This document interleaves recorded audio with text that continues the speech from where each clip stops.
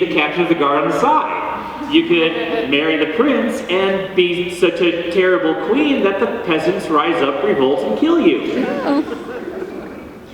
If you could run out of town with the captain of the guard, you could run out of the town with your sisters, you could run out of town with, Madame Jade. Yeah, there are two fairy godmothers in this game. One is creepy No-Eyes Galadriel, who is obviously an evil elder god Cthulhu, who says things like, I can give you true power for but a small price. Contract. And Kid is like, nope. And then the other one is the local voodoo priestess, Madame Jade. And Kid's first ending is she ran out of town with Madame Jade and had amazing interracial lesbian witch adventures.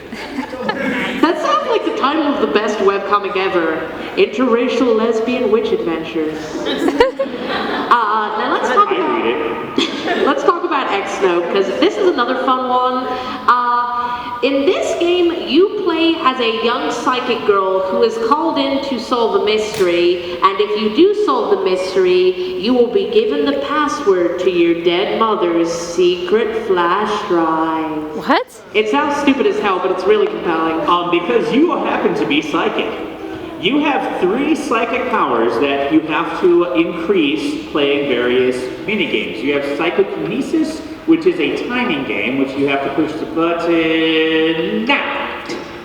Okay, then you have Clairvoyance, which... But first we have to watch me screw up at Clairvoyance in order to see the adorable little chibi event graphics. I have to be like, what? Clairvoyance is a memory game where you have to remember a sequence of variables. And these all seem easy, but once again, these are like the tutorials where later on the line you have to remember a sequence of like 9 symbols. Now, the interesting way in which this game applies your stats is that you get periodic stat checks.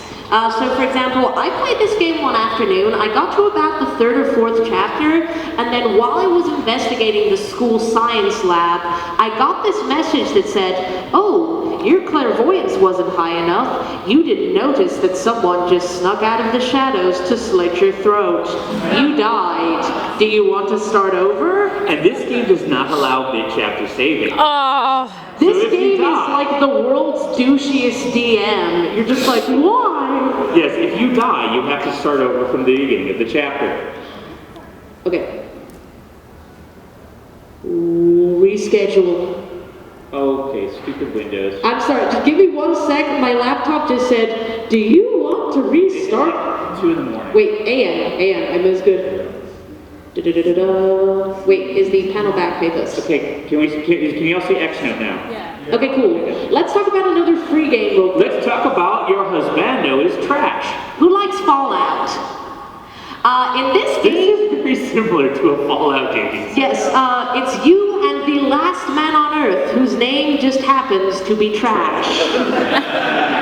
And you guys have to like dig through the ruins of buildings to find food and water and stuff. But the interesting thing in this is that because there is only one dateable guy, the choices you make determine how you feel about him. Are you romantically attracted to him? Is it sort of a platonic thing? Or do you want to set him on fire?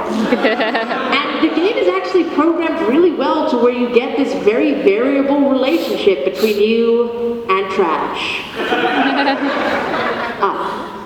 Now I need to add some video of this next one.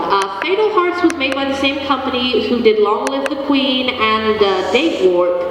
And in this one, it is a supernatural mystery story with 56 mini-games. So yeah, they're like, you know what, how do we make visual novels interesting? Let's create a whole bunch of mini-games, and some of them are really interesting. Yeah, there's one where you are represented by a little game piece, and you have to do a whole bunch of stealth segments, sneaking, using the directional pad. There's a where you have to escape in your car from a bunch of things chasing you. You have to play a board game with your mother and intentionally lose.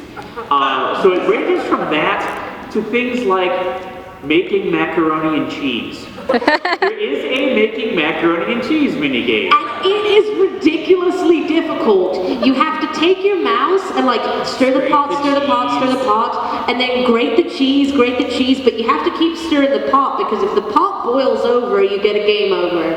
And I'm just like, cooking isn't even this hard in real life. Now, before I get on to honorable mentions, I wanted to mention 2 games that are still in development.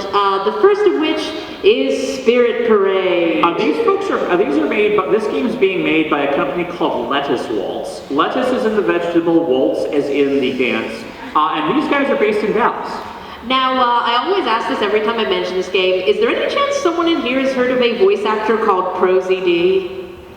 One person! That's the most that's ever happened. No, we did go to WonCon in Alabama where like 5 people were like, yes, I love comics on Tumblr. ProZD is in this. Yes, he plays the white-haired stuffy dude.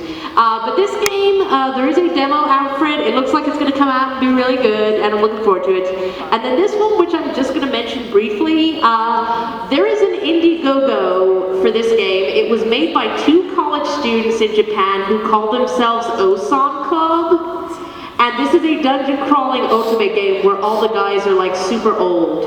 And this is an 18 plus game, is it? Well, no, there's a 15 plus and an 18 plus. Okay, so there's an 18 plus version of this game. But they are desperately trying to raise money for translation, and I'm just like, I really hope they get it because I want to see wigwams.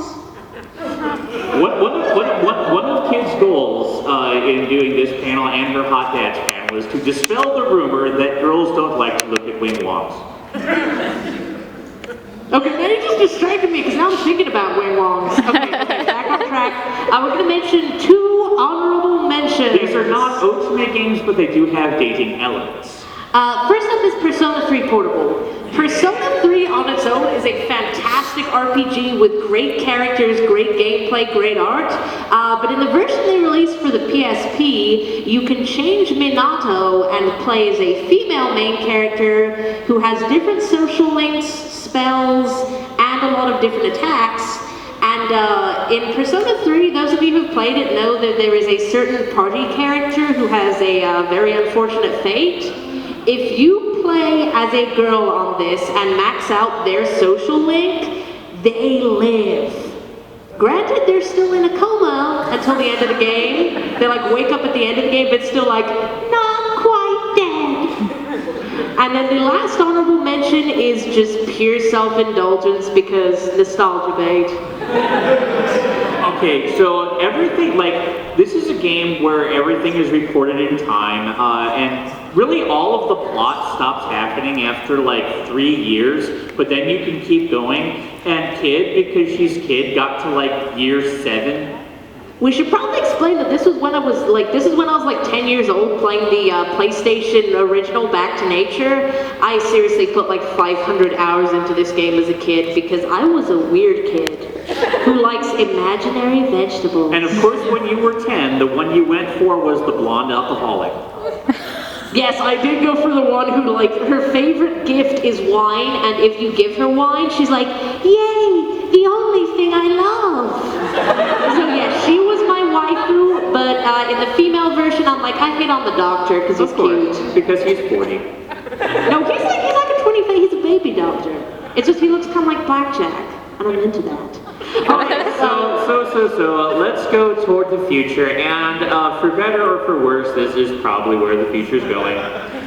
Free-to-play mobile Otome games, and as we all know from playing, for example, Pokemon Go, free-to-play games are always the most expensive. Goddamn incubators. I've spent way too much money just being like, get rid of these eggs! But we're going to talk about a few different companies, starting with Arithmetic, who are interesting. So here's the thing about Arithmetic. These games are completely free until you make a mistake. And if you get to a point where you're told, you do not have enough love points, would you like to give us some real money?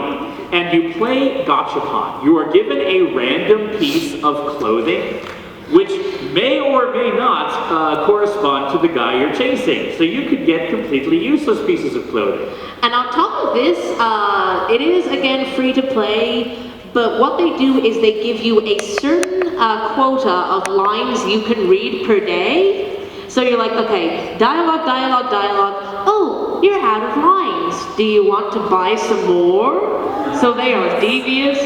And which it makes sense that they're devious because all of their plots are also really horrible and terrifying. Oh, yes, this is the dark game. Starstruck Love is a game where one of the good endings is a murder-suicide. What?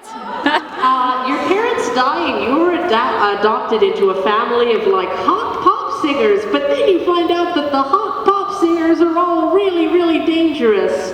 And to give you an idea, this game, honestly, it was too yandere. Yeah, this game is too yandere even for kids. So there's one scene. Use kid as a bellwether. If you like yandere, but it's too yandere for kid, it's probably going to give you nightmares at night. There's one scene with, I think the brown-haired one, where like you find out he has like that whole CSI stalker wall of Polaroids, and I'm just like, this isn't a romance game. There's a shot where suddenly he's like, look at my room, and there's just pictures of you plastered all over his room.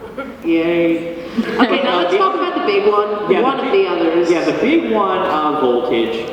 Now these guys, the way their free-to-play games work is the introduction chapter is free, and it does the same thing that most games do. It gives you the Bishy buffet that introduces you to all the dudes you can pick. On the way home from work today, I ran into 15 hot guys. I need to take this route more often. And then after the first chapter says, all right, which dude would you like? And you buy each dude's route individually.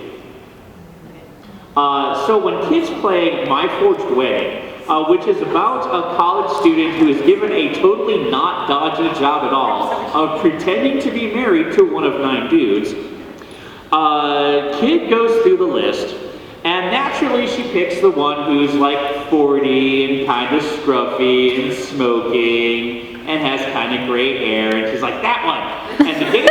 And the game asks you, are you sure you want to date your own uncle?